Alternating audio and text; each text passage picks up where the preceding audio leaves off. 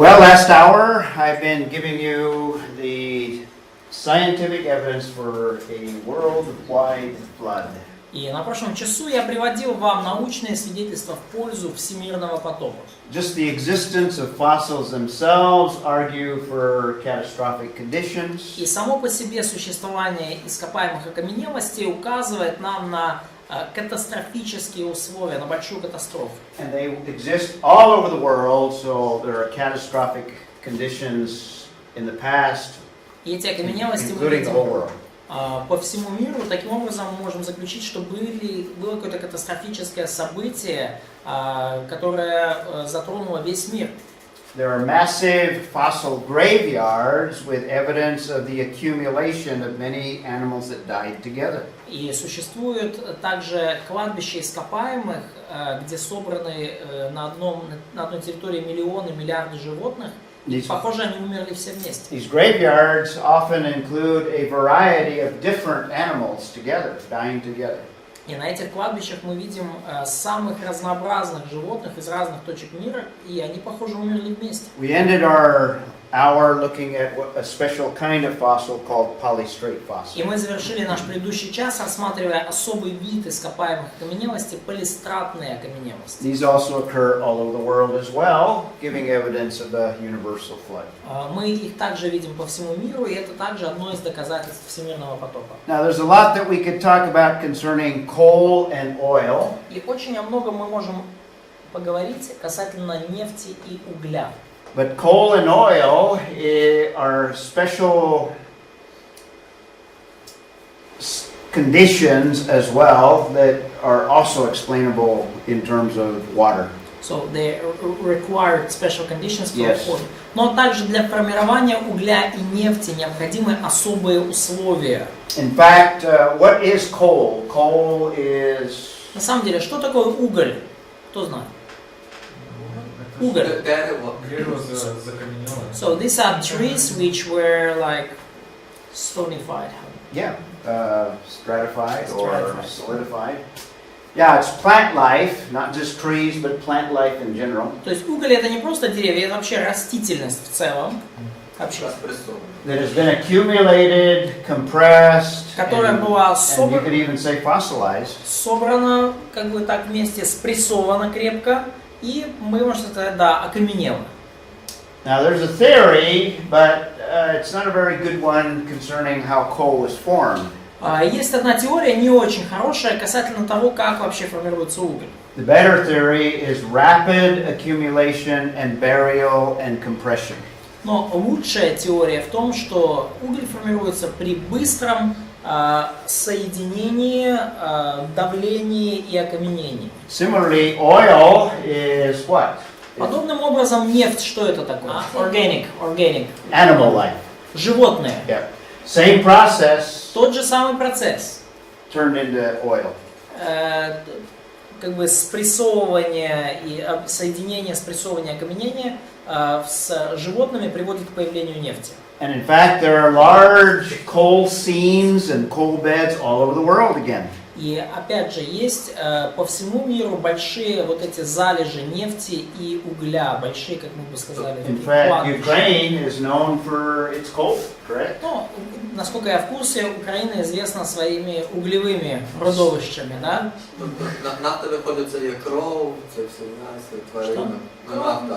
Кров, м'ясо. So oil is basically like blood and meat and flesh of animals compressed. І не тільки там ще й люди ще ж були. And maybe some people, even people. Да. И мы это в машину заливаем.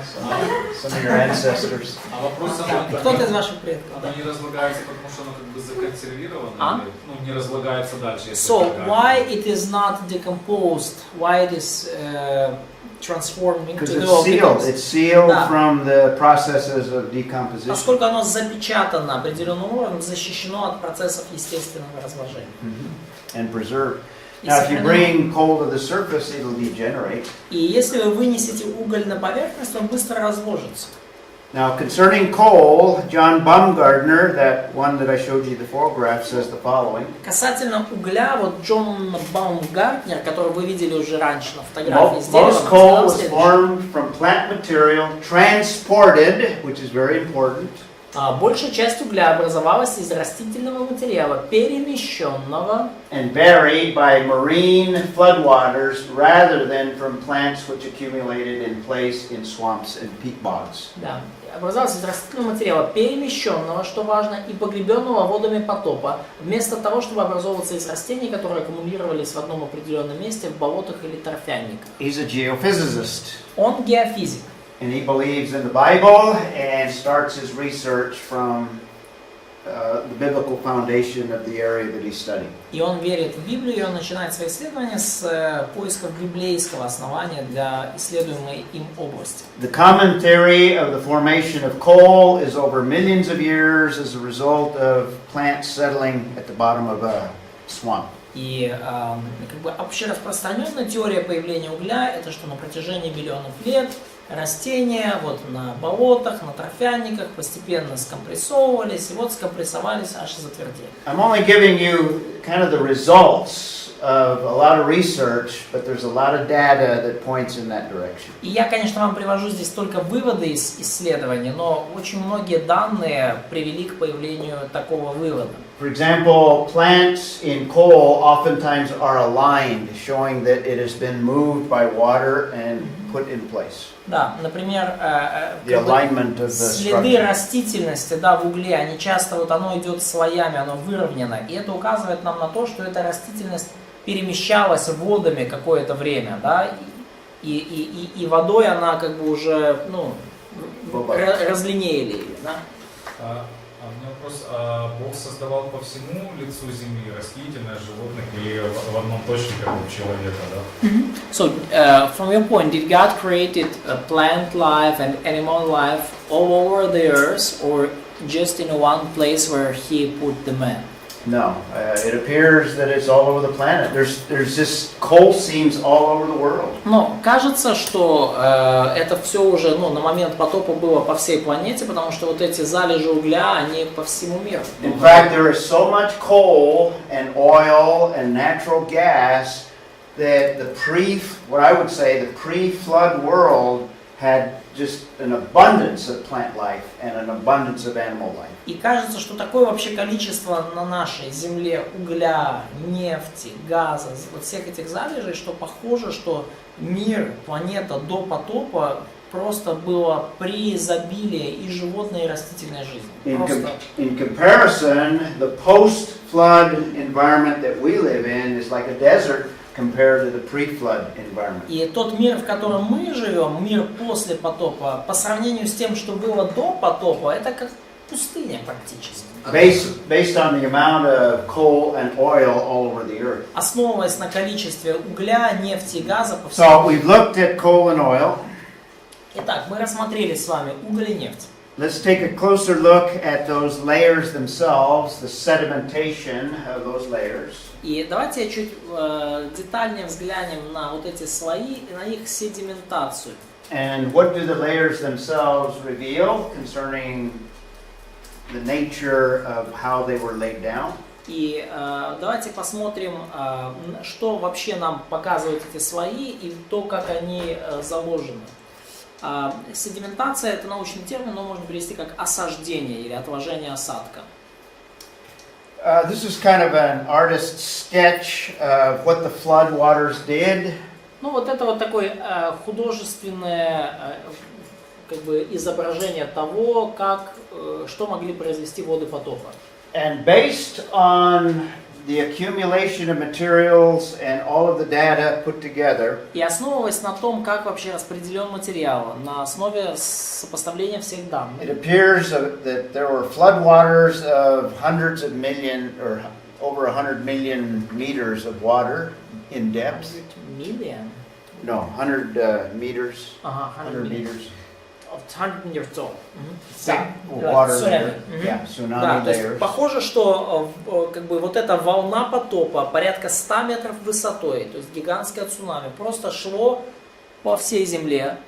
That swept across the existing pre-flood landmass, whether it was one continent or whatever. И эта волна как бы сметала там все те поверхностные земляные массы, которые были на земле в то время, на континенте или где бы то ни было. Accumulated everything in its path, dirt, mud, sand, animals, trees. И эта волна параллельно как бы захватывала все, что там было на этой земле, там, включая животных, деревья, растения, все живое. People, whatever Людей, was in its path. дома, все, что попадалось на пути. Transported it over thousands of miles.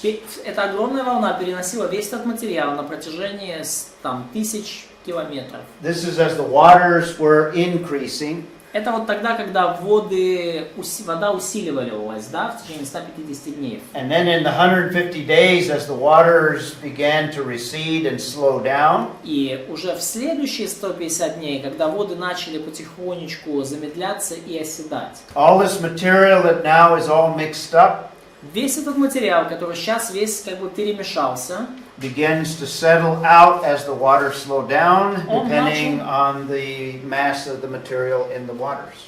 уже потихоньку оседать, как бы замедляясь, уже в зависимости от того, какое количество материала было в том или ином месте, так он и оседал. And laid down all of the layers in the geological column down to the Cambrian. И вот так мы получили вот все вот эти слои в геохронологической шкале, начиная с Кембрийского. Потоп в книге Бытие — это уникальное историческое событие, которое Бог произвел. So let's take a little bit of a look at some of the evidence from Grand Canyon in my country. Ну давайте посмотрим некоторые свидетельства из Великого каньона в моей стране. This is not too far from where I live, so I took a trip and took these slides. Это недалеко от места моего жительства, поэтому я предпринял поездку и сделал вот эти все At the фото. Grand Canyon, you have exposed a lot of these layers that exist all over the world. В Великом каньоне вы видите вот все эти слои, которые существуют по всему миру, но там они как бы вот явно видны, проявлены. They're not all the same, but they do exist sometimes with different material, different fossils, all over the face of the world. По всему миру Земли существуют, если не прямо такие же слои, но похожие слои, там может быть с другим материалом, другими ископаемыми, другой последовательностью, но похожие есть по всему миру. If you would drill outside here a hole down, even here in Ukraine, Если вы down, даже вот здесь в Украине, вы там вы поедете за город, поставите там скважину и пробуравите там на несколько if you километров. drill down 2 or 3 kilometers, you would see the same layers, or similar layers. Пробуравите, найдете такие же слои там. Just in the Grand Canyon, it's exposed, so you can see the layers. Просто в Великом каньоне это все вот так проявлено, такой явный срез, и вы можете все эти слои видеть воочию. It's not only magnificent just to look at, but it is very interesting scientifically. И наблюдать за этим не просто вот так настолько захватывающе, завораживающе, но и очень интересно с научной точки A lot of зрения. the research that I'm sharing with you comes from people that have studied the layers in the Grand Canyon. Очень многие результаты исследований, с которыми я с вами делюсь, они происходят от людей, исследовавших Великий каньон. In fact, let me call attention to this whitish layer there. Разрешите вот привлечь ваше внимание к этому белесому слою, который вот там сверху. I'm going to show you a close-up of that layer later on. Я вам чуть попозже покажу более близкое фото этого слоя. In English, it's called the bathtub ring of the Grand Canyon. You know, like in the bathtub, after you've taken your bath, it leaves a ring Ну, of dirt. вы, когда вот ванну принимаете, да, особенно если долго вы ее там принимаете, то потом воду сливаете, и остается вот это вот как бы ободочек, да, вот как бы на том месте, где была вода. Вот этот слой называют таким вот ободочком в Великом каньоне. They call that layer the bathtub ring of the Grand Canyon. It's all at the same level, and it is throughout. You can see it, and it's very evident. Да, и вот этот вот ободочек, да, вы можете видеть по всему Великому каньону. Он совершенно очевиден и в других местах тоже. The Grand Canyon, these are in English units, about a mile deep. И Великий каньон 1.6. Великий каньон где-то 1,6 метров глубиной. So how many kilometers would that be? 1.6. 5,000. So it'd be about 8,000 kilometers. 8,000? Yeah. Like deep or? Deep. Yeah. It's written 1 mile, 1 deep. 1 So, mile is like 1600 meters. 5,280 feet deep. It's 163. Yeah. Да, то есть это где-то километр 600 глубиной он. So what is that? Multiply that times 1.6. You get what? I mean, That's 1 mile is 1.6 kilometers. Oh, okay. Yeah, it's Oh, okay. All right. So 1.6 kilometers. Итак, километр 600 глубиной. And that'd be 18 miles wide in some places, which would be 1.6 times that. Значит, 18 миль, это умножаем на 1,6, это где-то 29 километров в ширину. And it's about 277 miles long, which И где-то порядка 400 километров длиной. It's around 440 kilometers. Yeah, Very 440. huge. Very huge. Very impressive. So it's like long line. Yeah. Да, то есть он такая вот длинный такой вот, ну как тоннель, можно сказать. Now, Да? sketch of the layering. This is kind of an artist's conception of the layering. Ну вот такой набросок слоев, да, это вот такой художественный набросок вот потенциальных слоев. Immediately you can see they're flat. The layers are flat. Вы сразу же можете увидеть, что эти слои горизонтальные, плоские. But there's layers in that whole area. In fact, there's layers all over the world. Но эти слои на всей этой территории, кстати, эти слои по всему миру. This is just the portion of the Grand Canyon. Now it's out of scale. И оно не в масштабе, конечно, и вот это лишь часть, вот этот Великий каньон, часть Великого каньона. Several hundred kilometers from here to here. То есть, ну вот из этой точки в эту там несколько сотен километров, поэтому, ну, здесь не по масштабу. But it just gives you the different layers that you can find in that whole region of over 1,000 kilometers. Но вот здесь вот указаны все слои, которые вы можете найти в этом большом регионе на протяжении там нескольких сотен, даже тысяч километров. I'm going to show you some photographs from some of these areas, the Shinerump Formation, what's called the Tapeats Formation. Я покажу вам некоторые вот эти сферы, да, например, Tapeats, it's a term. It's a geological formation, it's a term. Да, ну вот этот слой Тапиц, я не вижу That русского is перевода. the same as the Cambrian. In other words, it's a Cambrian layer. It's То есть вот этот слой Тапиц, это тот же самый, по сути, что кембрийский. Это вот на том же уровне, что традиционный кембрийский слой. this light-colored one is that bathtub ring that I told you about. Вот этот слой, это тот самый ободок ванны, который я вам только что показывал. It's over 10 meters thick. Он где-то 10 метров толщиной. Okay. Now I'm going to talk a lot about this bottom layer, and notice below it, this is bedrock or Да, и undisturbed material. я буду говорить много об этом, ну, об этих слоях, но обратите внимание, здесь дальше просто материнская порода, да, материнская скала, она не повреждена. This is Precambrian. All of this is Precambrian. Все вот это коричневое. Вот это прекембрийские слои. Это коренная порода, да. So this is before flood, layer before flood. Да. According to our theory. Да. Corridor. Да. Flood geologists' theory. Это, да, по теории геологов потопа. Okay. Notice all of the layers above the Cambrian are what's called sedimentary rock. И обратите внимание, что все вот эти вот слои свыше кембрийского — это седиментарные породы, это породы отложений, иными словами. These layers all the way to the top were formed either by wind accumulating material or water. То есть осадочная порода, то есть все эти породы, весь этот материал были как бы... So this one by wind or water? All of them to the top. То есть они все были сформированы одним из двух путей. Либо ветер их каким-то образом нанес, либо вода принесла их. That's what sedimentary rock, by definition, that's what it means. Вот по определению, что означает осадочная порода. And we're proposing that it wasn't laid down over long periods of time by wind, but by the Genesis flood. Предполагаем, что эта осадочная порода сформировалась не на протяжении долгого времени, когда просто ветер переносил породу, но на протяжении короткого периода времени вода потопа принесла этот материал. So let me go through the evidence real quickly. First of all, what we have Кратко is рассмотреть доказательства. Первое, что мы видим, what geologists call folding. мы видим преломление слоев.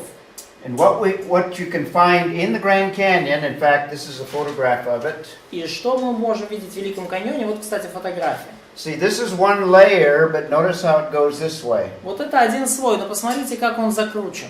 And if you analyze it, as geologists do, И если вы проанализируете его, как это делают геологи, this folding took place while it was still soft. It was, in other words, there's no это crack. искривление, да, или, ну, лучше сказать, искривление слоев, оно могло произойти лишь тогда, когда, ну, порода была еще мягкой. These are the after effects of the Genesis flood. After the material was laid down flat, То есть это уже после потопа, после того, как материал лег прямо, initially it was laid down like that, то есть по прямой, да, изначально материал улегся очень прямо. and then as a result of the after effects of the flood, И потом какие-то последствия, ну, как бы что-то после потопа еще случилось сразу же. it was made to what they call fold. Some like geological activities. Yes, Да. geological И вот какие-то activities. геологические какие-то активности, что-то там где-то там выперло, и вот оно вот так вот приподнялось. And that was done while it was still what's called plastic, or it was still soft material. Да, то есть и все это происходило еще тогда, когда вот этот материал, сложенный сразу после потопа, был еще мягкий и пластичный. Here's one that's even more clear. See, you Здесь have a это даже layer like более явно. here. То есть вот тут материал лежит. You can see it kind of comes down Вот here, идет, winds идет, around идет, here. идет. Same rock, Та же самая скала здесь, same material. тот же материал, That's folding. но он искривлен, он изогнут. Now, in general, you see the flatness, but every once in a while you see a deformation. То есть в целом обычно вы видите вот эти плоские слои, но иногда вам попадаются вот такие вот искривления. And again, this material shows the evidence that it was folded while it was still plastic or still И wet. опять же, этот материал, эти фотографии показывают, что материал был искривлен еще в то время, когда он был мягкий и пластичный. There's also what geologists call cross-bedding. И также есть такой как бы геологический термин cross-bedding. Cross-bedding, so you have material in this level going here, and then you have material like this. Да, пересечение слоев, да, то есть когда вы видите, ну, научная косая слоистость. Косая слоистость, когда вы видите, вот один материал идет так, а потом другой слой идет под углом. This is that layer I told you about, the Coconino sandstone. Это вот тот, And that's John Baumgartner. там тоже вот беленький слой, о котором я говорил, песчаник коконина. Вот, и вот этот Джон Баумгартнер рядом с ним. And the cross-bedding, it has a certain angle. И вот у этой косой слоистости есть обычно определенный угол здесь. And everywhere it's analyzed, it's the angle that you find cross-bedding, for example, formed by water action, rather than wind action. Да, и везде, где вы анализируете вот эту косую слоистость, то везде она формируется под влиянием воды, а не под влиянием ветра. If wind produces a sand dune and does the same thing, it's a different angle than the angle that you find in water. Да, но, то есть, иными словами, что когда ветер, там, например, происходит там какая-то песчаная дюна, бархан, да, если ветер укладывает слои под углом, косо друг к другу, он это делает под одним углом. Если это под действием воды происходит, то угол другой. So in Grand Canyon it's all water. It looks like it's water Да, и в formation. Великом каньоне вот все вот эти вот косые слоистости, они идут под углом, характерным для действия воды. And it's been analyzed in several places. И это было проанализировано во многих местах. Thirdly, you have what are called these theaters. This is what they call them. И в-третьих, есть вот то, что называют амфитеатром. This theater there. Вот такой вот амфитеатр здесь. If you look at it on the top, what looks like you have here, you have the Grand Canyon here. То есть, если посмотрите сверху, то оно вот так вот выглядит. And it appears that you have fast-moving water here, looking at it from the top. In other words, looking down this way. То есть, если вы смотрите сверху, оно вот так выглядит. And these canyons, you have these canyons that do this. The theory is that you have this fast-moving water, and then you have this kind of action, and it takes this material away. То есть идея, то есть как будто вот вымывается, да, но это мы вот снизу смотрим, а если сверху смотрите, то кажется, как будто быстрая вода шла и как бы воткнулась в какую-то как бы яму и вымыла оттуда просто весь материал. И понеслась дальше. You might have this kind of a water action, and it carves one over here. Да, или, да, может быть, там вода шла вот каким-то таким образом быстро и тоже вымыла все из какого-то вот такого-то углубления. These are common in the Grand Canyon. Это распространено в Великом каньоне. Could you see other picture of that phenomenon? Could you show the other maybe some pictures because That's it. Yeah, that's it. Yep. And the thing that you would expect, if it was formed by erosion over a long period of time, you'd expect a lot of material at the bottom. И что вы ожидаете, если вот эта яма, вот эта выемка образовалась из-за эрозии, да, из-за того, что постепенно там оседала почва, то вы бы обнаружили какой-то материал внизу найти. But all of the material that at one time was here is gone. Но It's downstream. весь тот материал вот из этой выемки или амфитеатра, да, его нигде больше нет, его куда-то унесло, его понесло дальше по потоку. So this is a better explanation than an erosion taking. Поэтому это лучшее объяснение, чем эрозия. Всем понятно, о чем речь? Да, то есть, вымылось из одного места и понеслось дальше. Yeah, you also have sharp boundaries between the layers. И также весьма такие острые, четкие границы между слоями. See this layer here? Видите этот слой layer здесь? there? Видите здесь слой? Sharp boundary. This is reddish. This is white. Совершенно четкая граница. Там красный слой, там уже более белый. That's that Coconino sandstone. This is about 10 meters. Это вот песчаник Коканина, о котором мы уже упоминали, он 10 метров. Or more. Maybe 12, 15 meters. Может быть 12-15 метров. That's the bathtub ring. Это вот как раз этот песчаник, это наш ободочек ванны. But this is a totally different material below. Но внизу там совершенно другой материал лежит. In fact, I got the error there. Same formation. This is a different sandstone. It's called the Hermit Shale. И здесь, значит, да, песчаник Коканина, а внизу лежит совершенно другой материал, называется самитный сланец. See how sharp that edge is? Но это как бы сейчас не так важно, но посмотрите, какая четкая, явная прямая граница здесь. If it took millions of years to lay this down, and this was laid down millions of years, you would expect erosion. You would expect something like this. Если на формирование вот там белого материала и красного материала потребовались миллионы лет, то вы бы ожидали какой-то эрозии со временем, вы бы ожидали неровную поверхность вот так вот. This is the kind of layering you get when one layer is laid rapidly above another one. Но такие вот острые, четкие границы вы ожидаете, если один слой быстро накладывается на другой. Not over long periods of time. Не на протяжении долгого периода. Под давлением это? Like under pressure. Yeah. Well, yeah, the water pressure. Да, под давлением воды. Да. But the point being, geologists know that this sharp edge indicates that you have sudden deposition of different material on top of the other material underneath. Геологи точно знают, что такие острые границы характерны для ситуации, когда у вас быстро, резко один материал накладывается на другой материал другого рода. Yeah, this is totally different material, and you know what happened geologically that you have totally different sand now blowing. Там материал совершенно другой. И что случилось с геологической точки зрения, что у вас вдруг раз на месте этого самитного сланца появляется какой-то песчаник сверху, причем по прямой.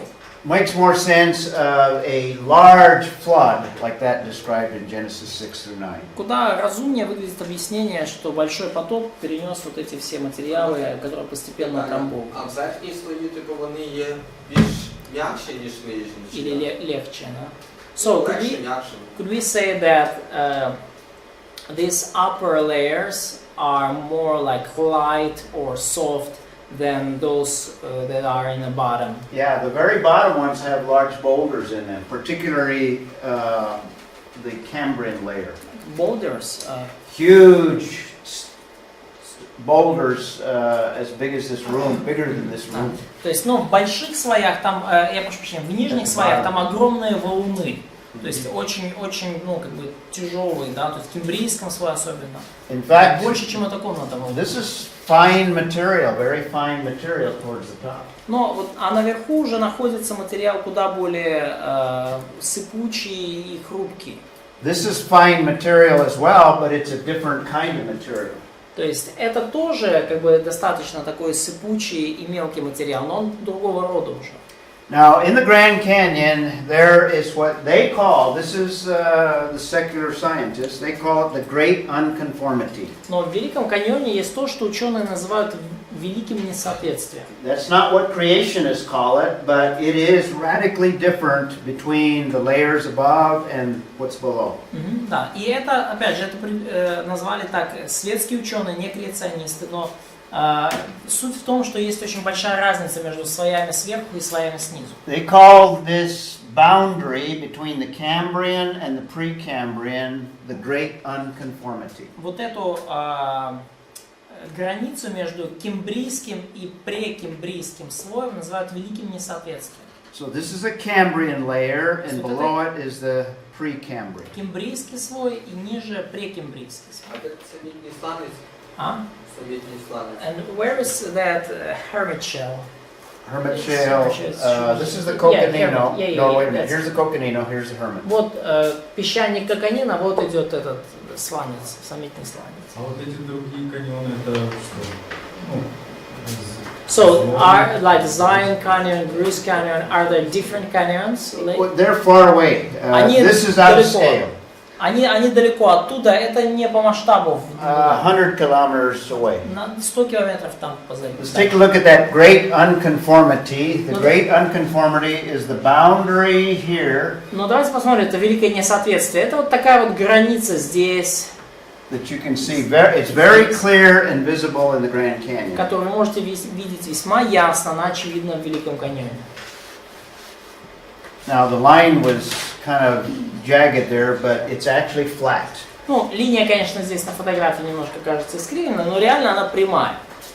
And here you can see the flatness of it. Notice the difference between everything below and the layers above. И здесь вы можете видеть, насколько плоская на самом деле линия. И обратите внимание, какая разница между материалом здесь и какой материал здесь сверху.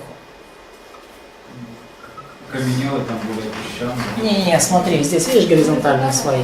А тут no layering below the great unconformity. Никаких слоев, никакой слоистости вот до вот этой точки великого несоответствия. And then you have sedimentary rock above all the way to the top.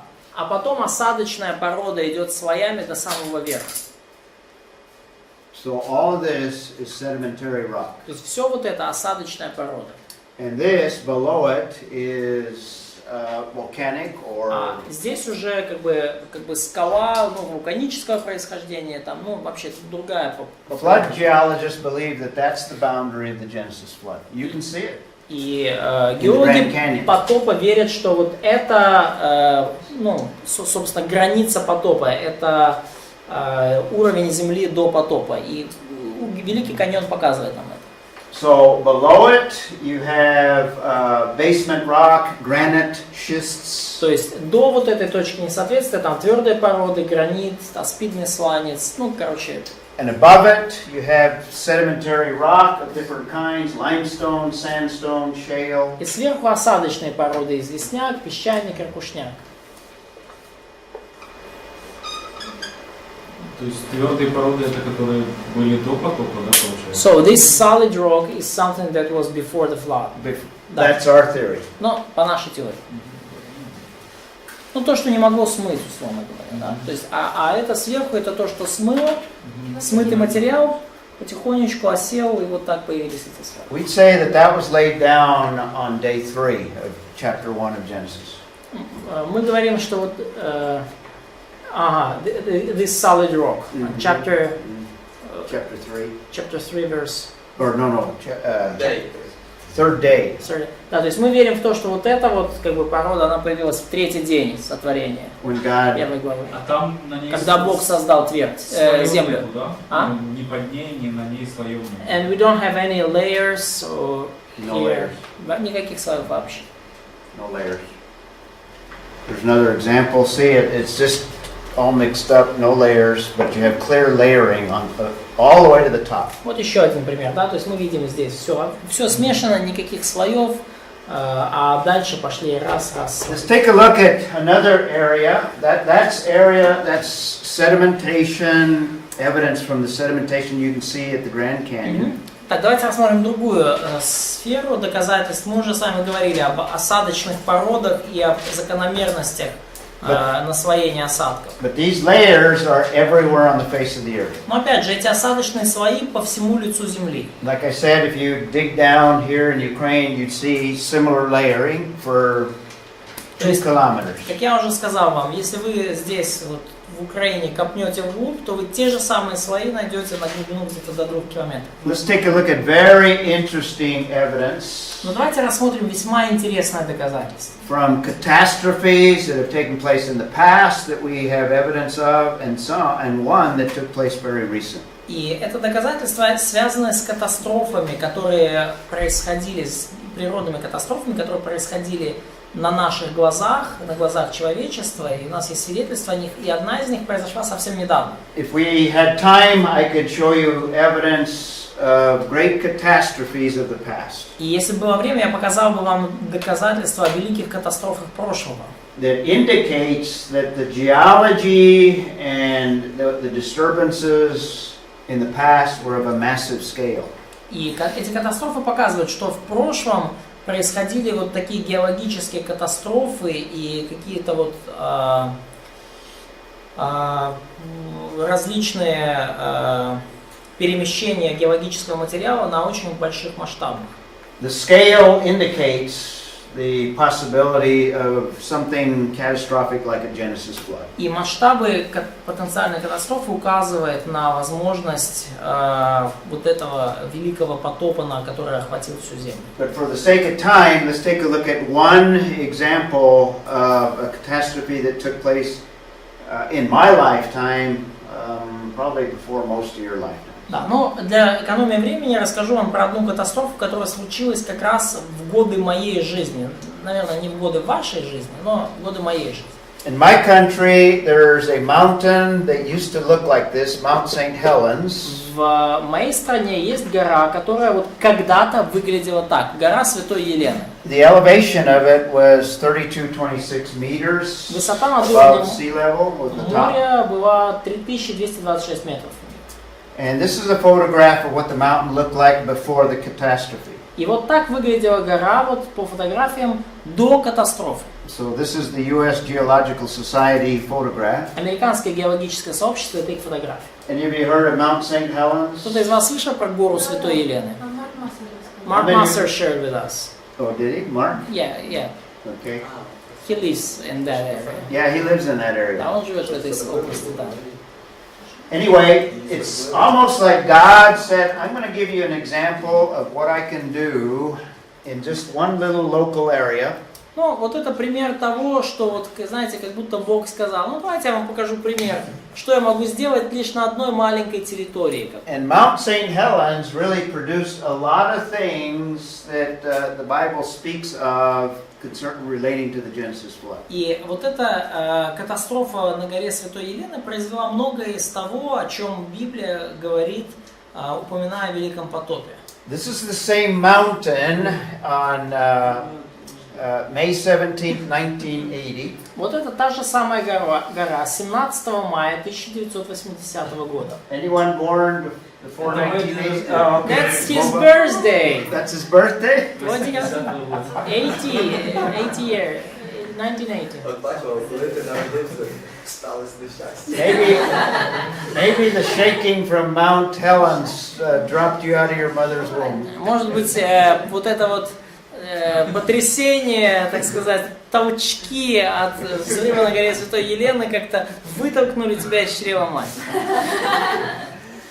This is the same mountain, Вот та же гора, but notice now it has this big bulge. но обратите внимание, вот на ней вот сейчас вот такая вот уже большой вот этот слой. Да? Scientists were studying that mountain months before because it was shaking, it was rumbling. И ученые исследовали вот эту гору еще за месяц до происшедшего, потому что там она уже ее подрагивала. And on the 17th, it began to show signs that something was going to catastrophic was going to happen. И вот мы видим вот эту выпуклость, потому что 17 мая уже стало очевидно, что что-то там сейчас катастрофическое происходит, что-то сейчас грохнет. Начало расширяться, да? So, да, то есть появилась вот эта выпуклость на ней. То есть, could you show previous picture? Вот это она, гора перед этим, а потом ее раздуло. A bulge started to Да, вот эта form. выпуклость начала формироваться, да, то есть May not be in this exact location, but it was like that. не прямо в этом месте, ну вот где-то вот так эта выпуклость выглядела. Okay. And then when Vova was 1 day old, И когда Вове был 1 день от роду, вот это видите выпуклость, да? and the next day the mountain exploded. That bulge just blew up. На следующий день вот эта гора рванула, эта выпуклость, короче, она грохнула. The explosion over a relatively long period of time in terms of minutes, Да, ну, several minutes. взрыв был достаточно долгим с точки зрения времени, да, то есть он занял несколько минут. The scientists estimate the power that was released from that explosion was like 1 atomic bomb per second. И ученые посчитали энергию этого взрыва, это было как 1 атомная бомба в секунду. Or a total of about 30,000 atomic bombs just rumbling.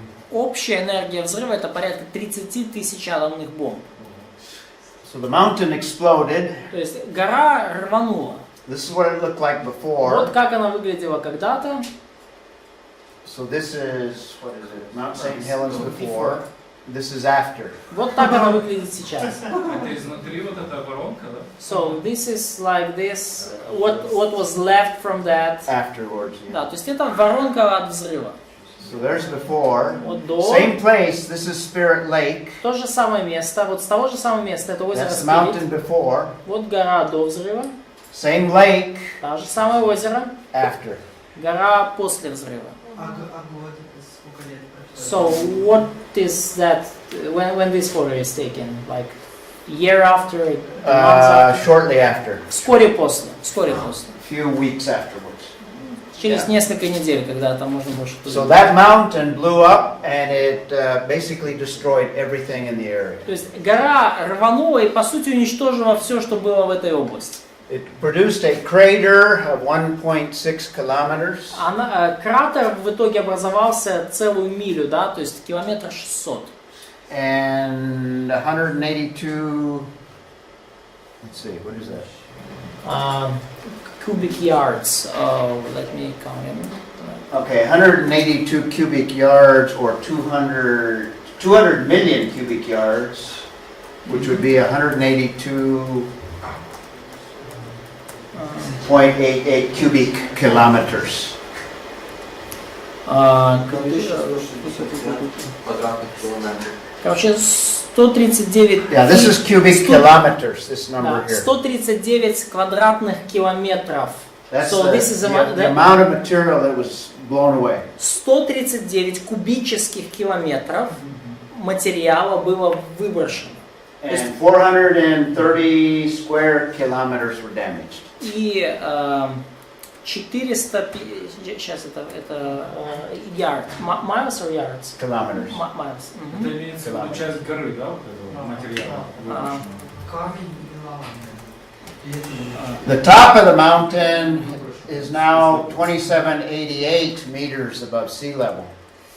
So the И top of the mountain blew off. получается, да, то есть порядка вот 450 квадратных миль повреждений, где-то 300 квадратных километров повреждений. Сейчас высота горы 2788 метров.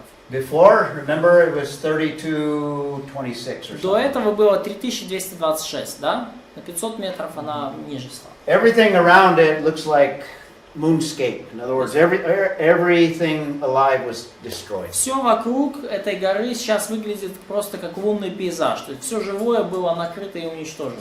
This is Spirit Lake, full of logs and debris, rocks, mud. То есть вот это озеро Лейк, оно наполнено грязью, камнями, обломками, деревьями, всем этим мусором. Фотография лодки на этом озере? That's the same After. Yeah, it's the same lake after the after eruption. the eruption. То же самое озеро после взрыва. So Yeah. mountains are here, yeah? The mountain. This is from the mountain looking Это down. взгляд с горы на озеро, да, то есть вот мы где-то на горе и вот смотрим на озеро. But notice everything. There's no trees. Everything's been Но blown away. посмотрите, что вокруг, никаких деревьев не осталось, все смело просто. Trees are over here. Деревья там уже подальше чуть-чуть есть. From a satellite, this is what the explosion looked like. This is that crater of 1.6 kilometers across. Ну вот как со спутника выглядит место взрыва. Вот этот кратер 1,6 километров в диаметре. Everything destroyed. И все вокруг уничтожено. Away from впустую. it, this is the greenery of the forest. Ну а уже где-то чуть-чуть подальше, 16 километров оттуда, там уже начинаются какие-то зеленые лесные территории. So about 16 kilometers of destruction. То есть порядка 16 километров радиус разрушения. This is a photograph in Это 2012. фотография 2012 года. Вверху, да, озеро? So where is the lake? This is the lake right А here. озеро здесь. Okay. This is kind of an artist's sketch of the same thing, showing the destruction. Ну вот это как бы такой артистический набросок того же самого, показывает масштабы разрушения. There's the crater. То есть вот это кратер, центр разрушения. And this is polyclastic flow deposits. This has mud, snow, lava, a little bit of lava, all kinds of material. То есть это вот пирокласт, ну короче слой разрушения, который включает в себя вот грязь, породу горную, деревья, вот все вот эти And then you have mud flows off the mountain from the mud and the ice, the snow and the ice. И потом также вот следующий, вот, ну, оранжевый слой, тут не так очевидно, но это уже как бы грязь с горы, снег потаявший на верхушке гор, который потаял, и вот получилось вот эти потоки грязи. And then you have all this material of all kinds of debris, just rocks, mud, trees, everything. И потом уже следующий слой, как бы следующий слой загрязнения, это вот уже весь мусор, да, то есть вся та же грязь, все эти обломки, все эти ветки. The thing to note is this material formed layers of material, much like what you can see in the Grand Canyon. И вот что важно отметить, вот этот слой мусора, да, или обломки, развалины, он сформировал слои, очень похожие на те, которые вы видите в Великом каньоне. I'm going to show you some photographs of this canyon. This is a canyon, И вот это North такой Fork Toutle River Canyon. маленький каньон реки North Fork Toutle. И я вам покажу фотографии этого мини-каньона из грязевых осадков. Now, I live in Albuquerque, which is about right over here in New Mexico, Я живу в Альбукерке, это чуть-чуть ниже, там, в Нью-Мексико. and Los Alamos, where there's the National Laboratory there. There's a huge crater here. И вот Лос-Аламос, там национальная лаборатория, а вот рядом с ней есть огромный тоже кратер. Mount St. Helens was only 1.6 kilometers. Но гора Святой Елены, это кратер там был 1,6 километра, вы помните, да? This volcano, when it exploded, had 22 kilometers. Вулкан, который здесь, в Шандарах, но он был диаметр кратера, только эпицентра взрыва, 22 километра. То есть в 10 с лишним, раз в 14 больше. We could talk about that, just to compare it, Yellowstone, 48-kilometer crater. It's Вот. not easily discernible, but it's there. Вулкан в Йеллоустоуне, кратер, эпицентр, 48 километров диаметром. Его на самом деле не так просто даже распознать. Mount St. Helens only 1.6. Гора Святой Елены по сравнению с ними это просто новогодняя петарда, знаете, там всего-то каких-то 1,5 километра как бы кратер и 16 километров диаметра разрушения. So in the past, there were huge volcanic explosions. Поэтому в прошлом на Земле случались огромные вулканические извержения. Ну, а на тех уже позарастала зеленью, да? But on that other locations probably it's already covered by the forests, etc. Oh yeah, these were prehistoric. Там вообще before any records, historic records. доисторические, еще до того, But как the interesting thing to know is the results of the explosion produced several things. Erosion. Интересно посмотреть, что в результате вот этого взрыва на горе Святой Елены сформировались эрозия, Sedimentation in седиментация layers. слоев, то есть осадочная порода сформировалась слоями. Those layers hardened into rock. We call that stratification. И эти слои, они окаменели в горную породу. Мы называем этот процесс стратификация. In fact, this is what the canyon, once material has been removed, looked like. И вот так выглядит этот каньон, когда немножко сделали срез материала. The day after Vova was born, this is the explosion. This is the debris that landed in that valley. Вот это день, когда родился Вова, то есть день после дня рождения Вова. That's the explosion. Вот это взрыв. So this is a period of like explosion. All of this То есть material. вот весь этот материал был в день взрыва, а все, что пошло выше, это после. And then 5 hours on the about a month, little over, not quite a month later. И примерно через месяц, 12th, in 5 hours, 25 feet was laid down. Примерно через 5 месяцев, за 5 часов, вот легло, вот считайте 25 feet, 8 метров вот этой слоистой породы. Okay. And then about a year later, or 2 years later, 319, this material, as a result of further explosion or further volcanic action and further debris. И через год, в 1982 году, еще один слой лег, но это уже последствия другой там вулканической активности, еще одного выброса вот этой вулканической грязи.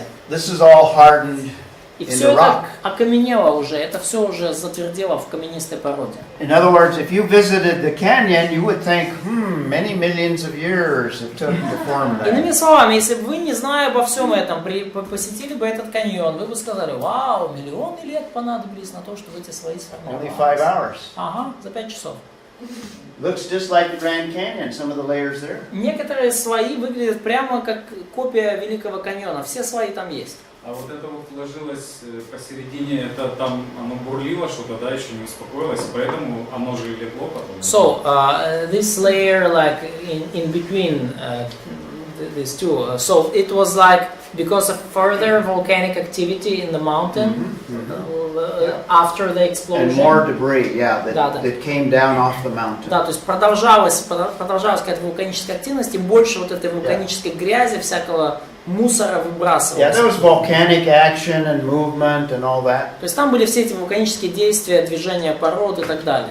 So you have stratification, you have log deposits in Spirit Lake. I could talk more about that. И также вы видите, помимо вот стратификации, окаменение, отложение бревен в озере Лейк.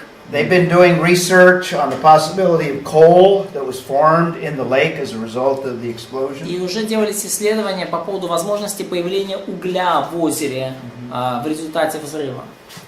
We do have deposits of material in that Spirit Lake with these logs in different orientations. Мы видим отложение материалов в озере Лейк по соседству, и мы видим, вот, помимо разных слоев, мы видим, как эти бревна повтыкались туда в дно. Formation of polystrate fossils. И получились старые наши знакомые полистратные слои, полистратные окаменелости. Short period of time, На протяжении catastrophic conditions. короткого периода времени в условиях катастрофы.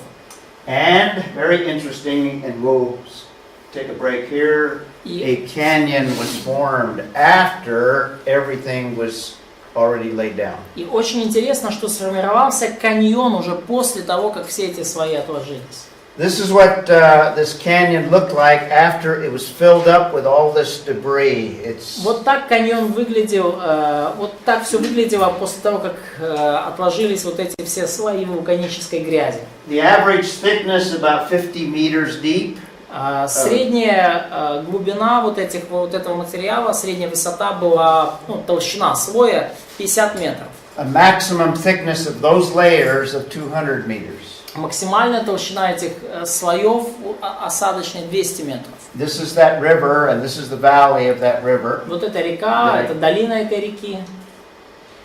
And on March 19th, 2 years later, И 2 года спустя, because of the volcanic action and the shaking and the earthquakes, по причине продолжающейся какой-то вулканической активности, вот этих всех подрагиваний, землетрясений, a large amount of water from that spirit lake was released and carved a canyon out. значительная часть воды из озера Лейк, она как бы утекла куда-то еще, и выбился таким образом вот этот вот каньон. Она проточила вот этот каньон. The side of that canyon that I showed you in those other photographs is this right here. И вот эта фотография вот этого слоистого каньона, да, это вот она вот там сделана, вот на месте, где вода проточила, вот сделала срез земли. This point right here Вот эта точка вот прямо здесь. is like about right here, Это вот то, что было там. without the canyon carved out. So like this water disappeared, and we Yeah, had... this was cut. Да, то есть, как бы, условно говоря, вот эта вода, она ушла и как бы сделала срез. Это еще до этого? So Да, now и, you have this canyon и cut там, out. где была вот эта вода, And all the остался layering, каньон. you can see the layering. И все эти слои, вы их можете видеть воочию. And you have a 1/40th scale Grand Canyon Да, и carved out in a matter of hours. вы видите, как вот 1/40, по сути, ну, по высоте Великого каньона была сформирована на протяжении 5 часов. Something like that carved out the Grand Canyon after all those layers were laid down. И что-то подобное сформировало Великий каньон после того, как все эти слои оказались заложены.